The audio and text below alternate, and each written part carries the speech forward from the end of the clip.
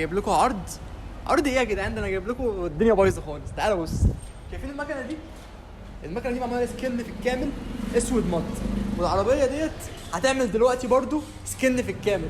تمام؟ تعالى يا عم تعالى، عشان انت اللي بتعمله دوت خراب بيوت.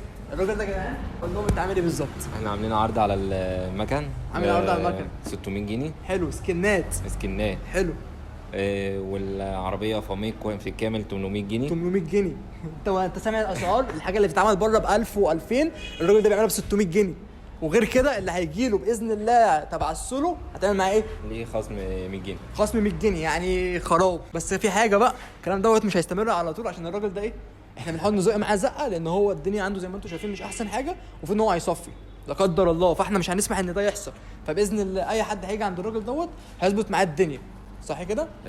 بتعمل ايه اسود تاني؟ مط واسود لميع حلو. سكنات في الكامل. حلو. العربيات برضو والعربيات برضو نفس الموضوع برضو، والخوذ اليوفط يوفط الحاجات حد دي عنده كلها محل بيجهزه. حلوه قوي.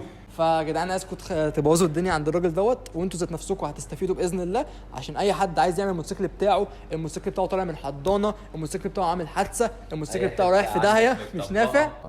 ودلع نفسك يا باشا، بعد امتحاناتك قبل العيد بعد العيد الراجل دوت فاتح على طول، صح؟ فاتح على طول، فاتح على طول على عرضه. بص هيخرب لك الدنيا باذن الله.